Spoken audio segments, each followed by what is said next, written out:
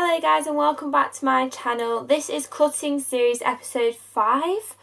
I think I'm actually losing track, I'm not too sure, but this is actually just a brief video to explain to you about my macros, why I have my macros the way I do, but also my training split is in my workout split from Monday to Sunday. I get asked so many questions in terms of when I train, what I train, how many times a week, am I doing HIIT workouts through my cut, everything like that. So I'm just going to jump straight in, and first things first with my calories and macros. So I set my calories from the My Coach School, and at the moment I'm using MyFitnessPal to track them. So at the start of my cut I was on 1,700 calories and then I dropped to 1,600. Now this was about 3 weeks in. I dropped to 1,600 calories just because I know it takes me a little bit longer to lose fat around my legs. I naturally store my fat around my thighs and under my glutes, and as a woman that's okay. We all store fat in different places. Some people store it on their stomach. I don't store mine on my stomach or my upper body. I do store it all down below. I've got much thicker legs than I do upper body. And like I said in a previous video, which is my girl talk video, which you have to watch if you want more info about like training on your period, training on your menstrual cycle, loads of things like that, I would suggest you give that a watch. It'll pop up above or it'll be in the link below for you. And this basically states that as a woman we do store more fat naturally because our physiology is there to carry a baby and for pregnancy, so naturally we do store more fat than guys. Don't worry, it's completely normal. Now my calories and macros at the moment, please excuse the baby face, so I just had a face mask on. This is like the best. We see? No, we can't see. But this is the best face mask ever. It's by Mario Badescu. It's a calming mask because I basically get really, really red skin. So I'm trying loads of different stuff at the moment just because I've got like super duper red cheeks. We'll do a skincare update. I always do skincare updates at some point. Anyway, my calories are 1,600. At the moment, I've got a 40, 35, 25 split, and this is carbs, protein, fats. They'll all be on the screen for you anyway, so you have an idea what I'm talking about. Now, my carbohydrate intake is the bigger intake at 40%, followed by protein at 35%. So per day, I'm having 160 grams of carbs, 141 grams of protein, and 44 grams of fat. So fat is my lowest, and this is just because I've never really had that much fat in my diet, and I find that I need more of the energy side of things in terms of carbohydrate. That's our main energy source. That is why I would much rather keep my carbs up a little bit rather than fats. I know some people choose to drop their carbohydrates, but that's not me. I feel like I need it for the energy during my sessions. I get very fatigued when I'm on a cut as well. I get very exhausted quite easily. So like when I cut my calories, so I find it easy to keep my carbs a little bit higher than my fat. Now, when doing a cut, your protein intake is one of the most important macros. If protein is the most important macro, whether you are in a deficit, whether you're in a surplus building muscle, obviously protein are the building blocks of muscle. They help you recover and repair the muscle you have trained, or if you're in sport, an athlete, whatever you've done, they help that recovery process. Now, my protein, 141 grams, is near enough around my body weight in pounds, so I'm around 143 pounds ish, which is like 66 kg. So I'm sitting at that weight. I have dropped a little bit. I've kind of weighed myself as and when. I've not really vlogged it like I've told you this whole way through. I'm not doing it for the scales, I'm doing it for myself. I'm doing it for how I feel, what I look like, and things like that. Now, I've aimed to have my protein at 1 gram per pound of body weight throughout my whole cut. So 141 grams of protein is near enough 143 pounds of body weight. Now this is kind of the rule of thumb. It's not a definite, and it doesn't mean that you are going to build muscle because you're doing this, but it's just what a lot of research has said to do in terms of when you're in a deficit or when you're in a surplus or when you're building muscle, whatever it is, the aim is to have 1 gram of protein per pound of body weight. And I've always stuck by this, and I do like it. Sometimes I have a little bit more. When I was eating more calories, I was probably having around 150 grams of protein a day. I've never had an issue with protein. I've never had the issue with my kidneys in terms of having too much protein. and that affecting them. Obviously I did have some issues with my gut health, but again, that wasn't related to protein. You will see in the previous video that my bowel was related to my anxiety. Really scary for me to talk about, but I hope that video was okay and it was kind of I don't know, put across well. I was so nervous doing that video. Before I was like hyping myself up. I was like, you'll be absolutely fine. You just sharing it with your YouTube family, it's fine. And I did. So please give that video a watch and a thumbs up to this video and subscribe to my channel, because I just love doing content for you guys. It's so enjoyable for me. Anyway, shall we just yeah, I don't have much to say about my calories and macros. I make sure that I hit my calorie intake and my protein intake every single day.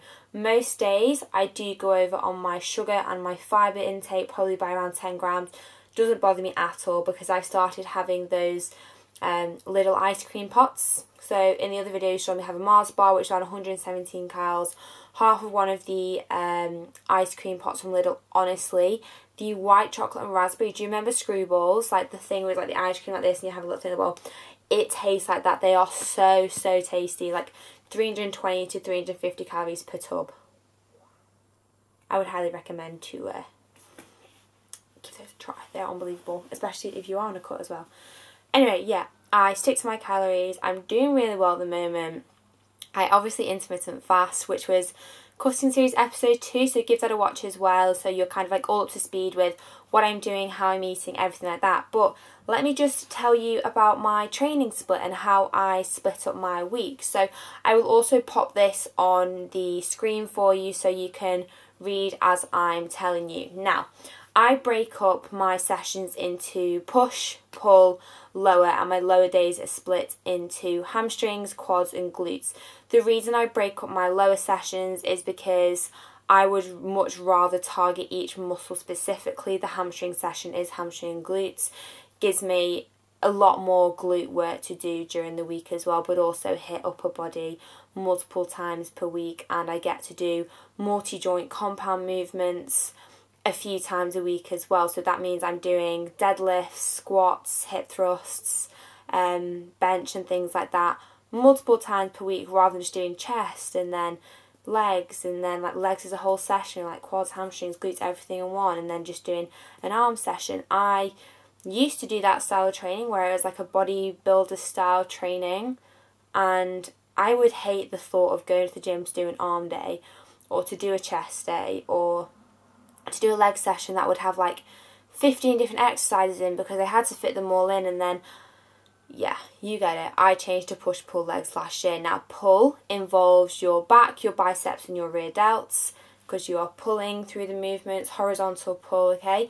And then you have your push session, which is shoulders, chest and triceps. So I do, let me just tell you my week. So Monday I do hamstrings, and these also have glute elements in there. There's always some sort of hip thrust exercise, like a single leg hip thrust, a stagger stance, or barbell hip thrusts, maybe like a glute bridge element with a band. And then Tuesday, I'm also just going to tell you my training, by the way, and then I'll go through with you what I'm doing in terms of cardio. So hamstrings. And then Tuesday I do yoga in an evening, and I also do a push session in the morning.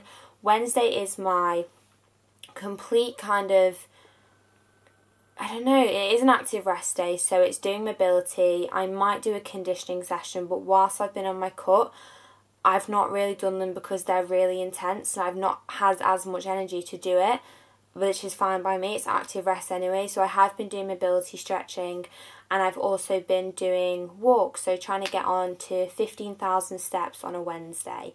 Then Thursday is my favourite day. That is my glute session. That's complete glute isolation, absolute killer glute workouts. You can find them all on my Instagram. I'll be there for you. Friday is pull, and sometimes I do a steady WOD. So this is kind of just, it means workout of the day, but it's like a HIIT workout, but it's much more controlled. There's a lot more functional elements in there, and I do something like 15 minutes long. And then Saturday I train legs, and this is quad focus. This is a very heavy quad focus session.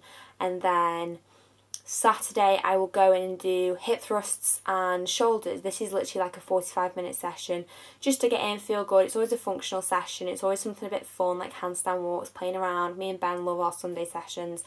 And then we go on a giant walk. So in terms of the actual cardio that I'm doing, I'm not doing any specific cardio. I'm doing yoga, which is, I don't know, it's like active recovery, but you burn like 300, 400 calories in the hour. The one that I do anyway. Wow, my yoga instructor makes it so intense. I try and do it on a Monday sometimes as well, but pretty much every day I am trying to at least hit 10,000 steps, because I have quite a sedentary job, even though I'm in fitness and all of this. Because I'm an online coach as well and we have the My Coach School, we are office based, so I am sat down for quite a lot of the day. So the amount of steps that I've done today, 6,400, and when Ben gets here we're actually going to go on another walk, so I'll get that up to 10,000. So aiming for 10,000 steps a day, getting my NEAT up, my non-exercise activity thermogenesis. This is the exercise you do which isn't in the gym. Everything that I said to you before, like the hamstring, the glutes, the push, the pull, that is that is exercise activity thermogenesis. Okay, so that is my week, and I technically do have a rest day. That is on a Wednesday. I find that's enough for me. And then Sunday isn't that intense. It isn't like that much of an intense session anyway. It's kind of like go in, have fun, have a really good session. So having one complete active rest day, and then Sunday is just a bit of shoulders thrown in with active rest as well. Now that is my week, and I absolutely love my training. Like, I love my training so much. It's so enjoyable the way that I do my sessions. Again, you can see all my workout videos on my Instagram page. Please give it a follow if you don't already. You will have so much inspiration from my workout videos, because that's all I post on there. That's what I'm very niched into. Queen of workouts. But yeah, that is my week. But I think I'm going to leave this one here because it's actually way longer than I thought it would be. I thought I was going to come and sit down and have like a little chat with you for 5 minutes, but it turned into a 15-minute chat. Let me know if you want me to do a Q&A as well. Comment below. I'll also ask on Instagram, because I might do a personal / fitness Q&A. But anyway, as always, please give this video a big thumbs up and subscribe to my channel if you liked it. It means the world to me, and I'll see you in my next video. Bye!